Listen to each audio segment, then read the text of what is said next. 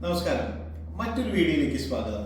നമ്മുടെ മെഷീനിനകത്ത് daily maintenance എന്ന് പറഞ്ഞ ഒരു പ്രൊസീജിയർ നമ്മൾ ചെയ്യുന്നുണ്ട്. ഡെയിലി മെയിൻ്റെനൻസ് ഉദ്ദേശിച്ചത് നമ്മൾ ഡീപോട്ടനൈസർ ആണ്. ഡീപോട്ടനൈസർ എന്തിനാണ് ചെയ്യുന്നത് വെച്ചാൽ നമ്മുടെ ഈ മെഷീനിൽ നമ്മൾ സിറം സാമ്പിൾ റൺ ചെയ്യാം, വോൾ ബ്ലഡ് റൺ ചെയ്യാം, യൂറിൻ സാമ്പിൾ ചെയ്യാം, പ്ലാസ്മ ചെയ്യാം.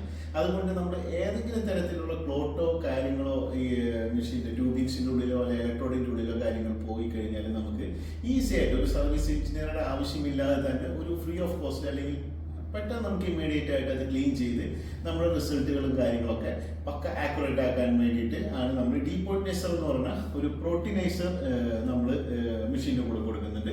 ഞാൻ അത് എങ്ങനെയാണ് ചെയ്യുന്നതെന്ന് കാണിച്ചു തരാം. ഇത് ചെയ്യുന്നതിൻ്റെ വലിയൊരു അഡ്വാൻറ്റേജ് എന്ന് വെച്ചാൽ നമ്മൾ സോഡിയം പൊട്ടാസ്യം എന്ന് പറഞ്ഞാൽ വളരെ ക്രിട്ടിക്കൽ കെയർ മെഷീനാണ്. അപ്പോൾ നമ്മൾ ആക്യുറേറ്റ് റിസൾട്ടും കാര്യങ്ങളായിരിക്കണം. അതിന് വേണ്ടിയിട്ടാണ് നമ്മൾ ഈ ഡീപോട്ടനൈസർ കൊടുക്കുന്നത്. നമ്മൾ ഡീപോട്ടനൈസർ എങ്ങനെ കൊടുക്കുന്നത് ഞാൻ ജസ്റ്റ് ഒന്ന് കാണിച്ചു തരാം. നിങ്ങൾ സാധാരണ സാമ്പിൾ ചെയ്യുന്ന പോലെ തന്നെയാണ് നമ്മൾ ഡീപോട്ടനൈസർ കൊടുക്കുന്നത്. ഇതാണ് ഡീപോട്ടനൈസർ വരുന്നത്. ഇതിനകത്ത് നമ്മൾ സർവീസിൽ പോകാം. സർവീസിൽ പോയി ജസ്റ്റ് നമ്മൾ സാമ്പിൾ കൊടുക്കുന്ന പോലെയാണ് ഡീപോട്ടനൈസർ കൊടുക്കുന്നത്. നമ്മുടെ ഡീപോട്ടനൈസർ സെപ്പറേറ്റ് ഒരു ട്യൂബിൽ എടുക്കുക. ഇല്ലെങ്കിൽ കണ്ടാമിനേഷൻ ആവാനുള്ള സാധ്യതകളുണ്ട്. നിങ്ങൾ കണ്ടാമിനേഷൻ ആക്കി കളയരുത്.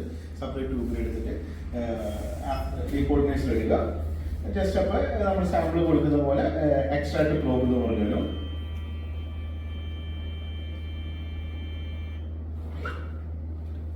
പ്രോബ് എക്സ്ട്രാക്ട് ചെയ്യുക.